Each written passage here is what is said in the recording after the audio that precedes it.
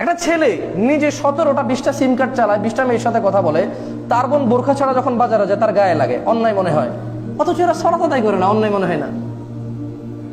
তা আমি এমন একটা তুচ্ছ বিষয় নিয়ে কথা বলতে আসছি আজকে। এই তুচ্ছ বিষয়টাকে আল্লাহ নবী বলেছে কি জানেন? মান তারাকা সালাহ ফাকাদ কাফার, যে এটা ছাড়লো সে কাফের হয়ে গেল। জি, যে দাঁড়িয়ে পেশাব করলো সে কাফের হয়নি, কিন্তু যে বোরখা ছাড়া বের হলো সেও কাফের হয়নি, যে বসে বসে টেলিভিশন দেখে সেও কাফের হয়নি, যে ক্রিকেট খেলে ফুটবল খেলে সেও কাফের হয়নি, যে বাবা মায়ের কথা শোনে না সেও কাফের হয়নি। ফাসেক, গুনাহগার হয়েছে। এবার গুনার পরিমাপ কতটুকু মাপলে ওজন করে বোঝা যাবে কোনটা চাইতে কোনটা বড়। বাট এই তুচ্ছ জিনিস, যেটা দাঁড়িয়ে পেশাব করলে মানুষ লজ্জা পায়, যেটা ত্যাগ করলে মানুষ লজ্জা পায় না, এটা 3/4 2/4 প্যান্ট পরে ঘুরতে মানুষ লজ্জা পায়, যেটা আদায় না করলে মানুষ লজ্জা পায় না, এই জিনিসটার কথা রাসূলুল্লাহ সাল্লাল্লাহু আলাইহি ওয়াসাল্লাম কিছুটা এমনভাবে বলেছেন যে নিশ্চয় তাদের এবং আমাদের মধ্যে পার্থক্য হচ্ছে নামাজ। সাপ্তাহিক একটা অনুষ্ঠান, তা কয়জন আল্লাহর ভয় আসছে সেটাই বলা মুশকিল। পরিবারের মা বাবা ডিসিশন নিয়ে নিয়েছে শুক্রবারের নামাজ না পড়লে অসুবিধা, এছাড়া সব নামাজ বাদ দেওয়া যায়। জি, আমি এমন একটা জিনিস নিয়ে কথা বলতে আসছি আজকে, সালাত, যার ব্যাপারে আল্লাহ বলছে যে ফালা সাদ্দাকা ওয়ালা সাল্লা ওয়ালাকিন কাযাবা ওয়া তাওয়াল্লা, সে বিশ্বাস করেনি, সালাত আদায় করেনি। দ্যাটস মিন আল্লাহ বলছে যে ওর নামাজ নাই মানে ও আমাকে বিশ্বাসই করে না। ওয়ালাকিন কাযাবা ওয়া তাওয়াল্লা, কিন্তু সে অবিশ্বাস করেছে, কুফরি করেছে, অস্বীকার করেছে কি? সলাকে সে সাদ্দাক করেনি, আদায় করেনি।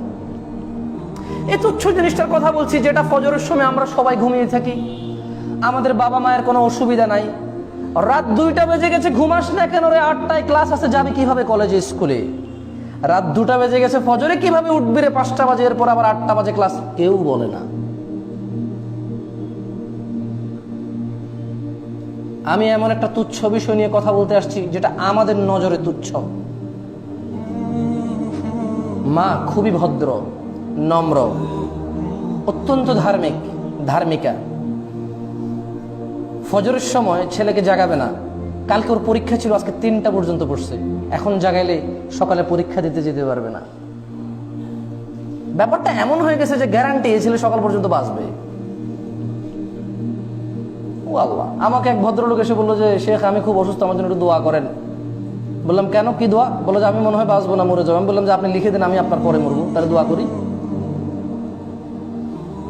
তা দোয়া আমি করব, আপনি লিখে দেন, আপনি বাঁচবেন না, আমি বাঁচবো। পৃথিবীর কে বাঁচবে তার নাম কোন? এরপর আপনি কোন যে আপনি মরে যাবেন, ও বেঁচে থাকবে। আপনি মনে হয় বাঁচবেন না, আমি দোয়া করতে আপনার জন্য, তো লিখে দেন, আমি আপনার পরে মরবো, দেখি। তাহলে করি দোয়া যে আল্লাহ তুমি তারা বাঁচায় রাখো, অন্তত আমার আগে, আমার একদিন এক পর্যন্ত হইলো, যেহেতু আমি তার পরেই মরতেছি। তা আমি এমন একটা বিষয় নিয়ে কথা বলতে আসছি, যে বিষয় নিয়ে কথা বললে এখানে মসজিদে মারামারি লাগার সম্ভাবনা আছে। নাই, যদি আমি এখন সুন্দরভাবে একনিষ্ঠভাবে আপনাকে একটু সুন্দর করে বলতে চাই আপনার ব্যাপারে বা আমার নিজের ব্যাপারেই, ধরেন না, আপনি বলবেন যে হুজুর বউ মেয়েরা মায়েরই বুঝায়। আমি নিজেরে বলি আর আপনার বলি, আপনি আপনার উপরে নিয়ে যাবেন। আমি জানি এটা আপনি আমার উপরে দিবেন না, আপনি নিজের বলবেন যে হুজুর মনে হয় আমার বিতাস। যে বিষয় নিয়ে কথা বললে এখন এখানে মারামারি লাগবে, আমাকে এখান থেকে নামাই দিতে হবে।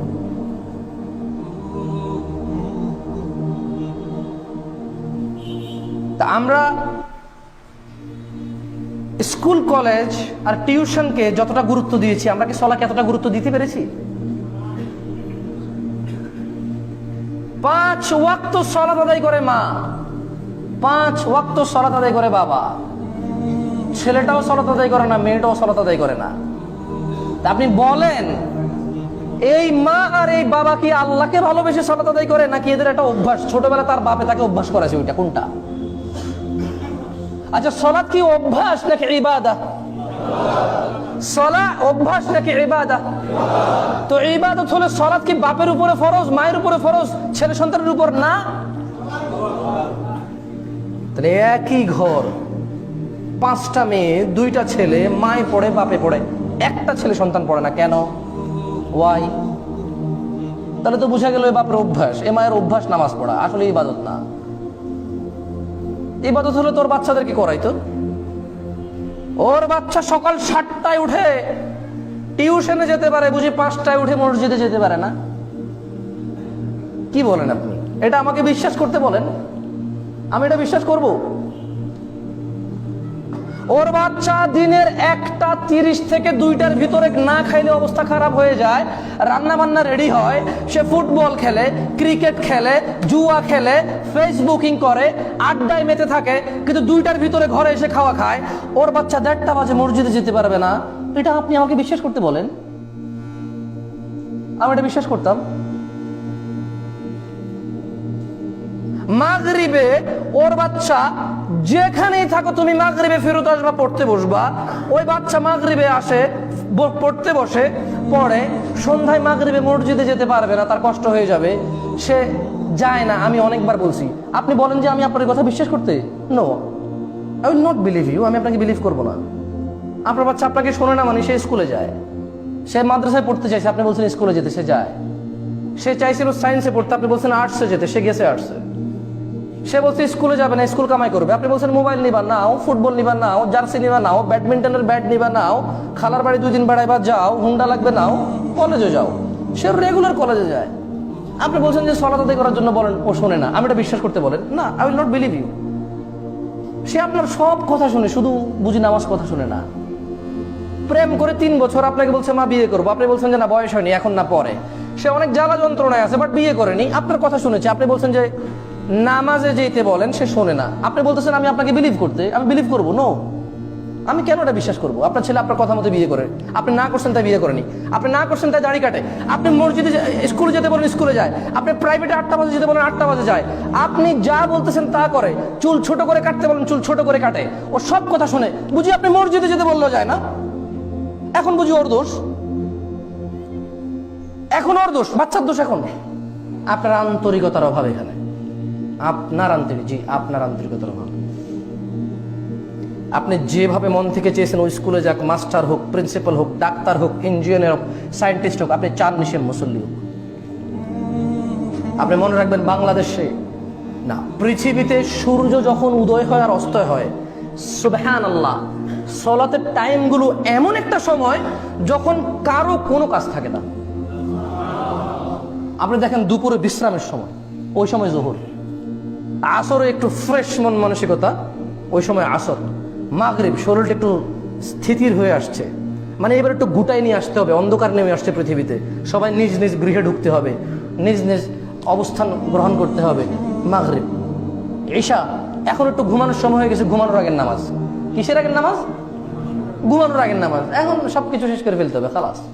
ফজর, ঈশার সময় 10টা বাজে ঘুমাইছেন, 11টা বাজে ঘুমাইছেন, ঘুমাইতে গেছেন 3টা বাজে ঘুম ভেঙে, স্যার ঘুমিয়ে আসতেছে না, মানে এবার আর ঘুমাবেন না, অপেক্ষা আছেন কখন সূর্য উঠবে, বাইরে যাবেন। ফজর, মানে এমন একটা ওয়াক্ত না যে ওয়াক্ত নামাজের সময়, অথচ আপনার কোনো ইম্পর্টেন্ট কিছু, এরকম কোনো সময় নামাজের সময় হয় না। তা আমি আজকে এমন একটা বিষয় নিয়ে আসলে আলোচনা করতে উদ্যত হলাম, যেটার আসলে মানুষের, একজন বাচ্চার সকালবেলার স্কুলের যতটা গুরুত্ব আছে, ফজরের নামাজের অতটা গুরুত্ব নাই। আরে ফজরের নামাজ তো অনেক পরে, সকালবেলার এই নামাজের ফরজের আগে যে 2 রাকাত সুন্নত, তার দুনিয়া আর দুনিয়াতে যা আছে তার চাইতে উত্তম। আপনি এটা গুরুত্ব দিতে পারতেছেন না।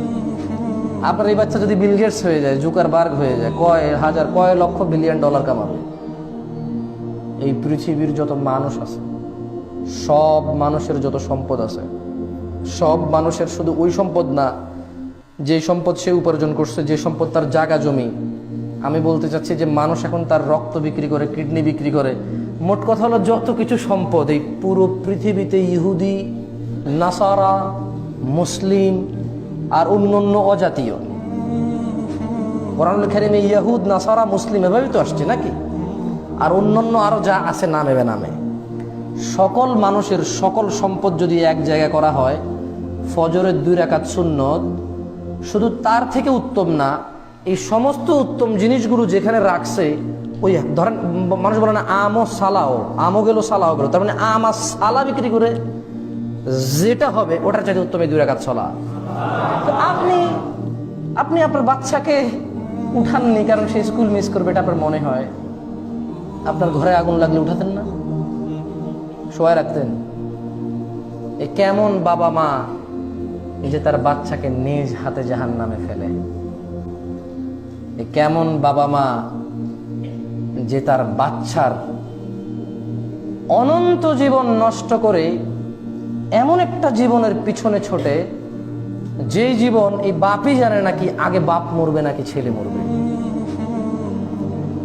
কত বোকা আমরা বাবারা, কত বোকা আমাদের বাবারা, কত বোকা আমাদের এই ভাইগুলো কয়দিন পরে বাবা হবে, যারা তাদের ছেলে সন্তানকে জাহান্নামে ফেলে ফেরাউন হামান কামানের অনুসারী করে।